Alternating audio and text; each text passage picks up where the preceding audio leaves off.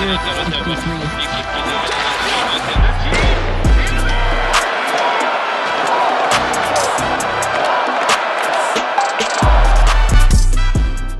there and welcome to this Hockey Inside Out Show bonus episode. I'm Stu Cowan of the Gazette and I'm joined by my regular partners. Need no introduction here, but you know who they are.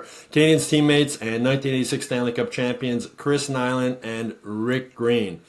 Nick Suzuki made news at training camp. He did his first interview in French with Félix Seguin of TVA Sports. Some people were criticizing, saying, why did it take him so long to learn French? You should have learned it a long time ago. It's an outrage that no Canadiens captain has spoken French, at least in interviews, since Vincent Damphousse more than 25 years ago. Just what were your thoughts when you saw what Nick did and the reaction to it? I'm proud of him. I mean, let's face it. It's not easy, and you have to try. And me as an Angle that's been living here for so many years, you try. And I think with that type of profile, anything is better than nothing. And the fact that he's attempting, and it seems like he's making a real honest effort in trying to pick it up and say some things, I think is really important. And the people appreciate it, and the organization appreciates it. And Nick should be, proud of the fact that he's able to say a few things, and I think it's an important part of being a captain of the Montreal Canadiens. Yeah. Knuckles, what do you think when you saw it? I didn't see it, but what I will say is, all I ever heard is at least you should try, blah, blah, blah, say a few words, and I do. I'm not totally bilingual. I understand a bit. I've been living here now for quite a few years. And that's all I ever heard, at least try and do it. And here he is doing it, and people are complaining, So, and listen, I think he's a great captain. He leads by example. I think he's really good with his teammates. His teammates respect him and love him. He's a good kid, no trouble. And that's what you want. You want that in a captain. And for him to go out there and do that in French, I think it's awesome. And whoever's complaining, shut up. Yeah, I know some people are saying, he was reading cue cards or whatever. And Nick was asked about it. He said, he had them there in case. But I think it's right. I mean, I spoke with Marc Defoy. You guys both know him. Journal de Montréal. Marc's great. Longtime reporter, Hall of Famer. And he said, I'll never criticize somebody for trying, making the effort.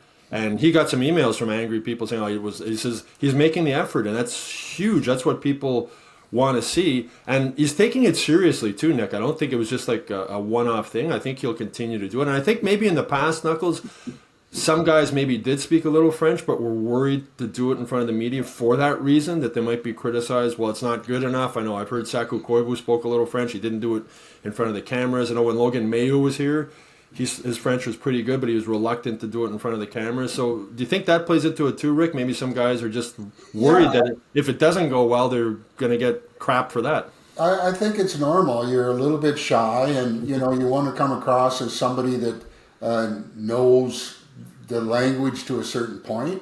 And what I always found, and it's pretty neat, is even if you make mistakes in your verbs or anything, masculine, feminine, they look beyond that. It's not a big deal. It's the fact that you say a few words, you put a few sentences together. It's great. You're trying, and even some of the French people that speak French don't use the proper French in terms. Marty St. Louis is always asking Chantal, is that the right word? I mean, I think it's a real bonus to have the desire to try and put a few things together in French. And if there's a bad combination of words, then so be it. But the people look beyond it.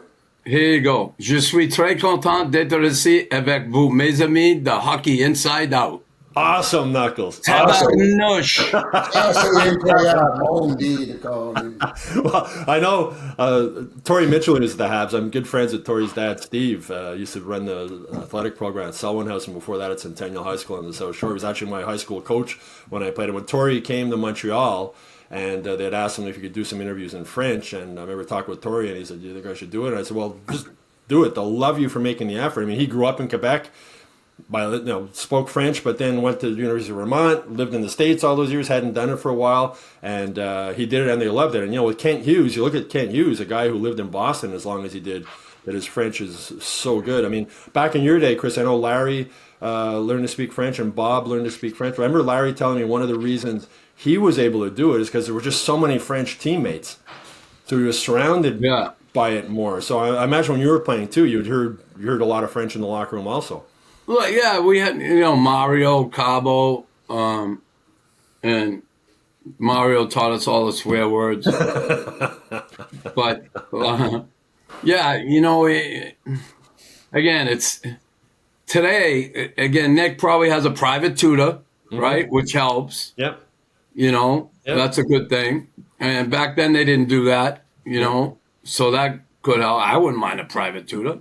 Yeah. Greeny has one, his wife, and he should be bilingual. You're right. They say that's the best way to learn it. Get a French girlfriend. Well, right? Ken Hughes told me after, when he knew he was going to sign with the Canadiens, I mean, he went to French immersion high school in the West Island. He went to CEGEP in French, but he hadn't used it in years. But he said his wife was better at French than him. So when he knew he was going to get the job as GM, he had his wife only speak to him in French for a couple of weeks before. My wife is Hawaiian, so I'm still trying to learn that lingo, like King Kamehameha and Queen Papualuhu. Like, it's difficult.